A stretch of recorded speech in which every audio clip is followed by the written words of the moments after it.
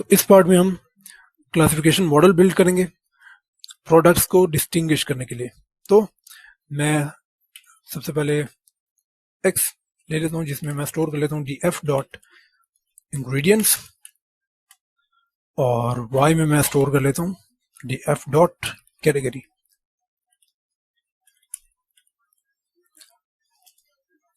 हमने जो x train test split हमने इंपोर्ट किया था, अभी हम वो यूज करेंगे ताकि हम x और y को ट्रेन सेट और टेस्ट सेट में स्प्लिट कर दें। तो x train x test y train y test is equal to train test split, और हम वैल्यूज रखेंगे x y और test size comma is equal to, मैं रख लेता हूँ 0.25, तो टेस्ट साइज जो है वो 25% होगा, और random state is equal to 42। Random state आप कोई भी रख सकते हैं, मैंने 42 रखा है, और अगर आप चाहते हैं कि जो वैल्यू मेरे पास डिस्प्ले हो तो वही, या जो वैल्यू मेरे पास प्रोडक्शन में शो हो वही वैल्यू आपके पास भी प्रोडक्शन में आए, तो आप यहाँ पर रैंडम स्टेट आप भी 42 रख सकते हैं। अभी मैं एक कैटेगरीज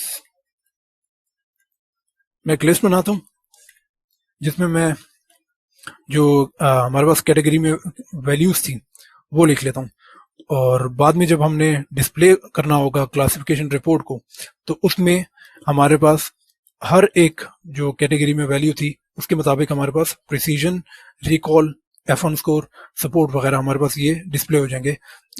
जैसे हमारे पास मॉइस्चराइजर के लिए precision, recall, F1 score, support display हो जाएगा, और उसके बाद फिर जो बाकी हमारे पास वैल्यूज थी क्लींसर, फेस मास्क, ट्रीटमेंट, तो उनकी भी हमारे पास precision, accuracy, F1 score, recall हमारे पास ये डिस्प्ले हो जाएगा। तो उसके लिए मैं एक लिस्ट बनाता हूँ जिसमें मैं वैल्यूज रख लेता हूँ। मॉइस्चराइजर,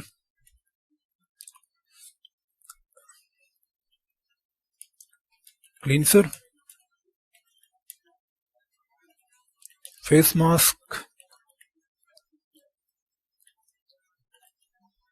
और लास्ट में हमारे पास था ट्रीटमेंट।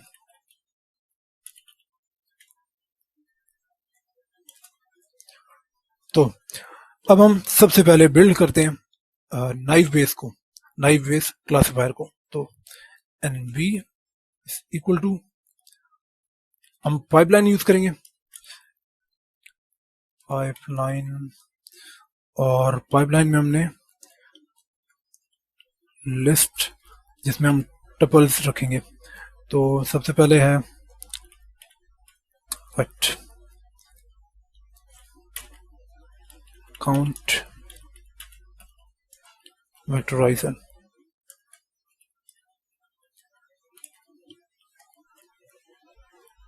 First okay. तो काउंट वेक्टराइजर के बारे में हम ऑलरेडी देख चुके हैं, लेकिन अगर आपने इसको दोबारा समझना है तो शिफ्ट टैब दबाएं और हमारे पास शो हो जाएगा। Convert a collection of text documents to a matrix of token counts. तो हमारे पास जो टेक्स्ट डॉक्यूमेंट है उसमें जो वर्ड्स हैं उसको ये एक मैट्रिक्स बनाएगा, और जो वर्ड्स हैं उनकी फ्रीक्वेंसी लिखेगा। जैसे कि अगर मैं इसको यहां से समझाऊं, काउंट वेक्टराइजर,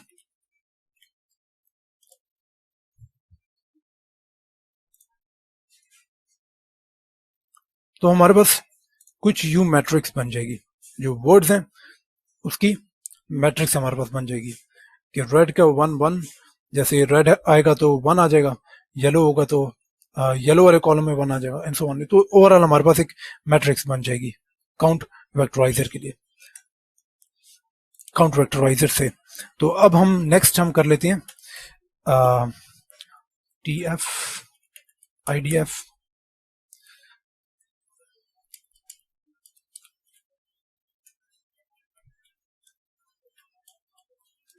और यहां पर मैं रख लेता हूं TF IDF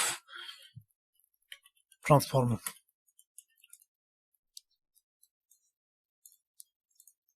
तो जो रिजल्ट है, जो पाइपलाइन है, ये स्टेप बाय स्टेप या सीक्वेंस में एग्जीक्यूट करेगा। सबसे पहले ये काउंट वेक्टराइजर को यूज करेगा, जो कि एक मैट्रिक्स जनरेट करेगा, और नेक्स्ट में फिर ये पाइपलाइन जो है यूज करेगा TF, term frequency inverse document frequency, जो ट्रांसफॉर्मर जो कि काइंड ऑफ नॉर्मलाइज करेगा। इन अदर वर्ड्स, जो ये ट्रांसफॉर्मर है ये नॉर्मलाइजेशन करेगा। तो आई थिंक यहाँ पर T कैपिटल है। तो अगर इसके हम डॉक स्ट्रिंग देखें तो transform a count matrix to a normalized TF और TF IDF रिप्रेजेंटेशन। तो ये नॉर्मलाइजेशन करेगा जो काउंट मैट्रिक्स है।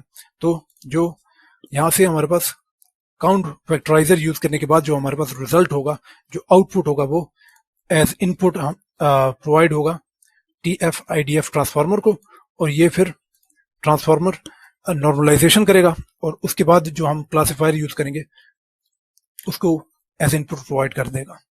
तो हम अब लिखते हैं CLF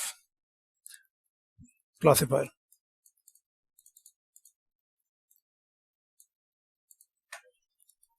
टपल बनाना,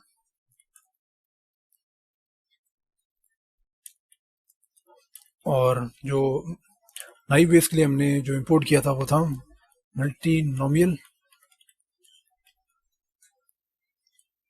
नाइव बेस। तो उसके बाद फिर लास्ट में हमारे पास क्लासिफिकेशन होगी। तो इसको अभी मैं रन कर लूं। ओके, ई मिसिंग है। अब हम कर लेते हैं फिटिंग। तो nb.fit, और यहाँ पर x train y train, तो ट्रेनिंग डाटा जो है वो प्रोवाइड कर लेंगे। अगेन इसकी अगर हम डॉक स्ट्रिंग देखें तो ये जो डाटा हम प्रोवाइड कर रहे हैं वो फिट कर रहा है। इन अदर वर्ड्स, मॉडल जो है वो फिट हो रहा है, फिट द मॉडल। और मैं जब ओके हो गया, तो अब हमारे पास मॉडल प्रिपेयर हो चुका है। अब हम प्रिडिक्शन कर लेते हैं।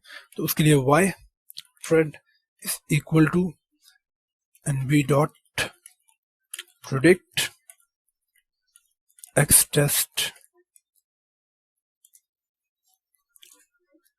अब हम एक्यूरेसी अगर चेक करना चाहें तो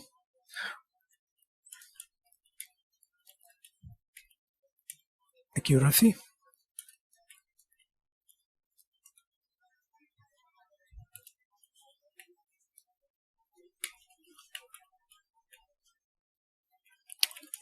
स्कोर y प्रोटेक्शन जो हमने अभी निकाली है, और y टेस्ट। ओके, मैंने अंडरस्कोर टेस्ट के लिए नहीं लिखा था। तो हमारे पास जो एक्यूरेसी है वो 96% है। अब हम चेक कर लेते हैं, हम क्लासिफिकेशन रिपोर्ट एक बना लेते हैं। तो उसके लिए print classification report y test y thread, और टारगेट नेम्स हम रखेंगे जो हमने एक लिस्ट बनाई थी, कैटेगरीज। ओके, तो मेरे पास जो कैटेगरी में जो वैल्यूज थी उनके लिए प्रिसीजन, रिकॉल, F1 स्कोर और सपोर्ट वैल्यूज जो है वो डिस्प्ले हो चुकी हैं। नेक्स्ट पार्ट में हम लॉजिस्टिक रिग्रेशन और बाकी क्लासिफिकेशन मॉडल्स देखेंगे।